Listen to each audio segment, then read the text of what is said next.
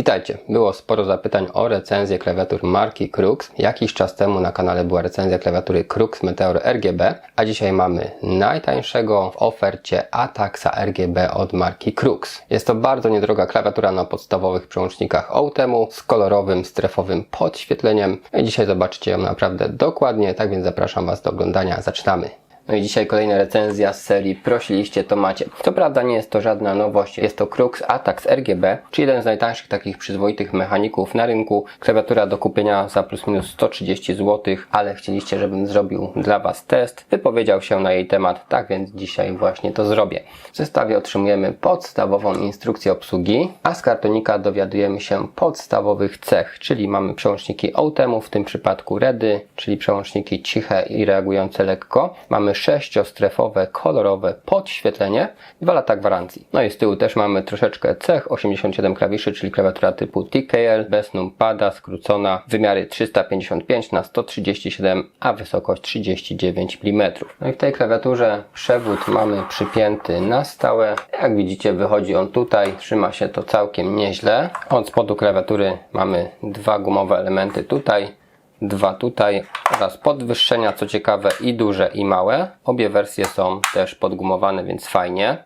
No i jako, że klawiaturka tania, to przewód po prostu w gumowej izolacji. No i rzućcie sobie okiem, jak ta klawiatura wygląda jeszcze w trybie niepodświetlonym. Jest średnio czytelna, ponieważ właśnie nie ma tych LEDów. Natomiast jeśli chodzi o czcionkę, no to bym powiedział, że jest taka bardzo standardowa, nie jakaś udziwniona. I mamy układ typu US, czyli długi backspace, mały Enter i 2 długie Shifty.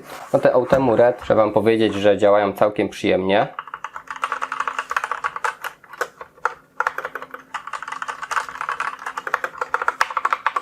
Dość cicha jest ta klawiatura, trzeba przyznać. Natomiast powiem Wam, że siła nacisku wydaje się być nieco wyższa niż na przykład w Cherry czy Gateronach. Po prostu czuć bardziej, że te przełączniki odbijają z powrotem. I w tej chwili widzicie stabilizatory plastikowe i przełączniki OTEMu RED.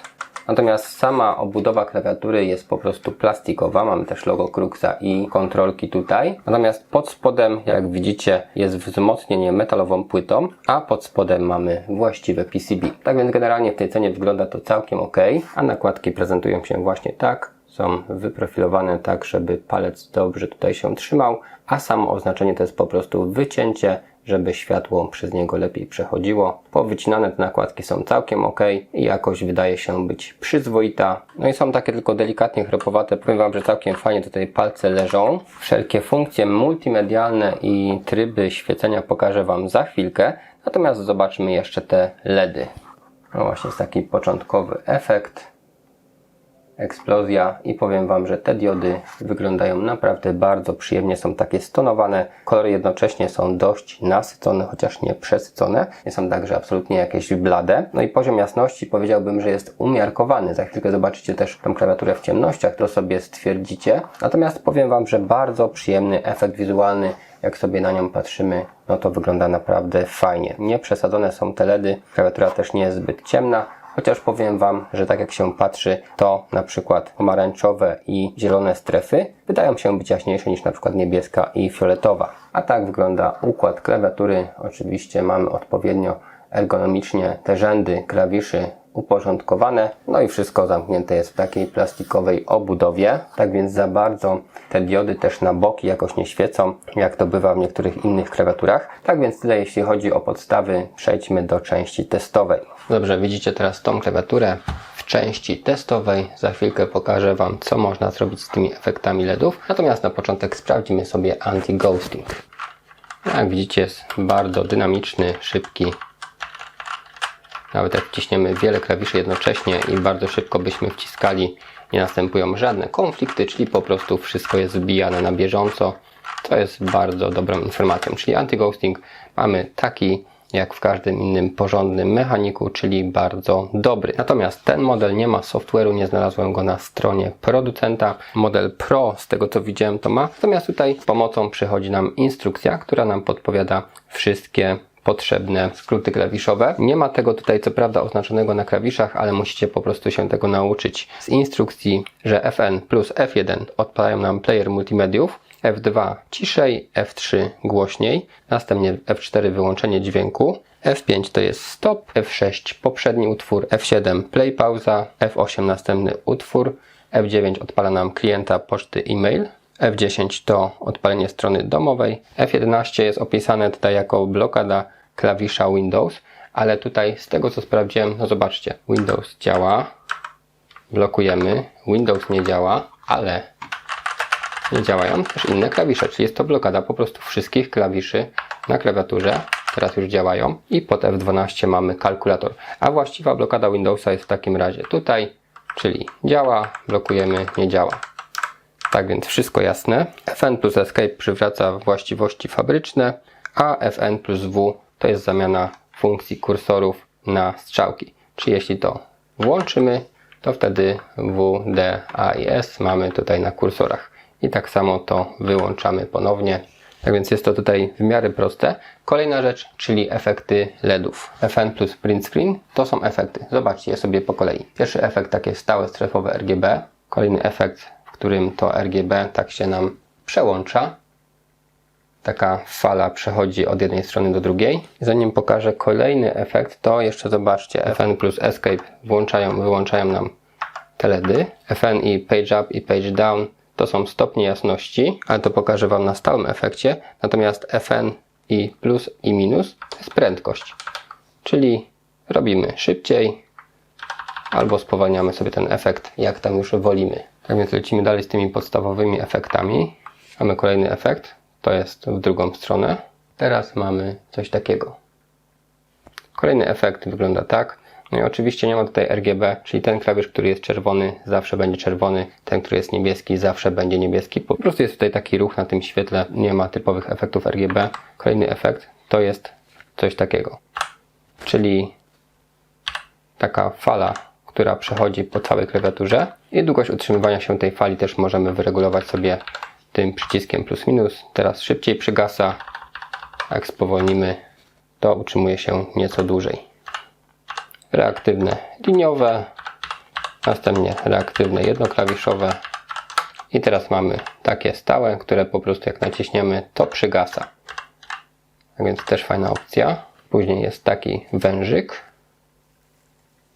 druga wersja.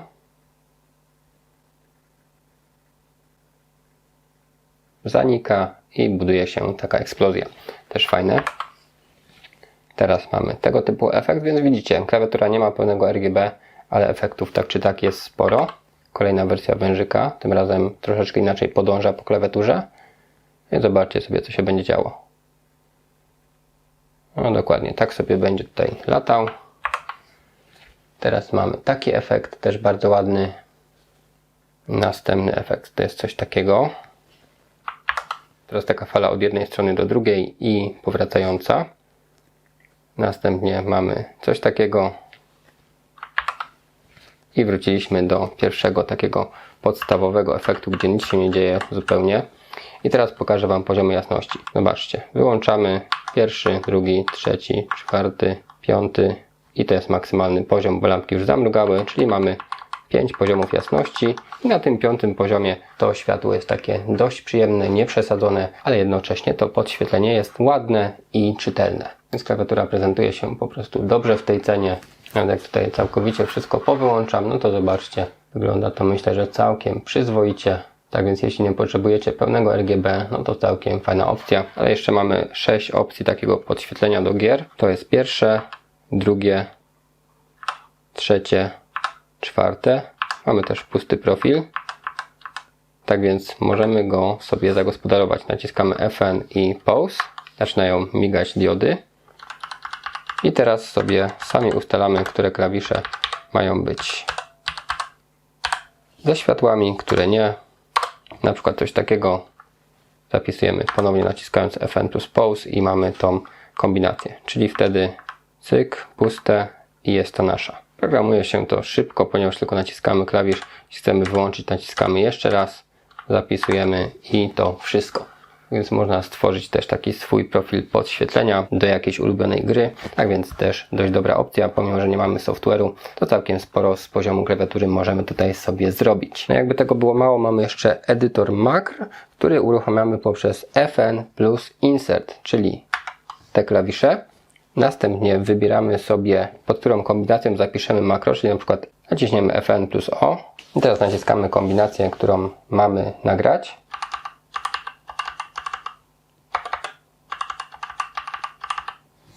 I zapisujemy ponownie Fn plus Insert. I teraz sprawdźmy. Wciskamy Fn plus O. No i wbija się zaprogramowana kombinacja, czyli działa. Z poziomu klawiatury, bez software'u też jest to do zrobienia. No i oczywiście jakąś kombinację sobie wpisałem, taką zupełnie fantazyjną. Spróbujmy nagrać jeszcze jakąś, na przykład pod P. Cyk, mamy P. I będzie to coś takiego. 1, 2, 3, 4, 5. A, B, C, D, E. Zapisujemy. I teraz przechodzimy w naszą przeglądarkę. Cyk, Fn plus P. I mamy 1, 2, 3, 4, 5. A, B, C, D, E. Opóźnienie też się zapamiętuje, czyli jeśli zrobicie dłuższą przerwę i dopiero wbijecie, to opóźnienie też jest nagrywane. Tak więc myślę, że w tej chwili już wiecie wszystko. Ok, pamiętajcie, że aktualne ceny tych klawiatur sprawdzicie sobie jakby co w linku w opisie filmu. Jeśli chodzi o klawiaturę Atax RGB od Cruxa, powiem Wam, że jest to podstawowa klawiatura bez żadnych zbędnych bajerów, a jednocześnie niedroga i mająca pełną funkcjonalność klawiatury mechanicznej. Tak więc jeśli szukacie czegoś na pierwszą klawiaturę mechaniczną, nie macie specjalnie wygórowanych wymagań co do przełączników i innych gadżetów, no to tutaj ta klawiatura jak najbardziej myślę, że spełni oczekiwania. Po prostu w tej cenie jest to naprawdę rozsądny produkt. Natomiast to jeszcze nie koniec recenzji klawiatur Atax na moim kanale, a wręcz dopiero początek. Tak więc zaglądajcie na kanał, a zobaczcie niedługo kolejne ciekawe recenzje. No i zbliżając się do końca, jeśli ten film Wam się podobał, możecie wspomóc mój kanał w 3 prostych krokach, które nic nie kosztują poza odrobinką czasu. Jest to zostawienie łapki w górę, zasubskrybowanie mojego kanału i po prostu oglądanie kolejnych moich filmów, za co będę oczywiście bardzo wdzięczny. Pozdrawiam Was. Cześć!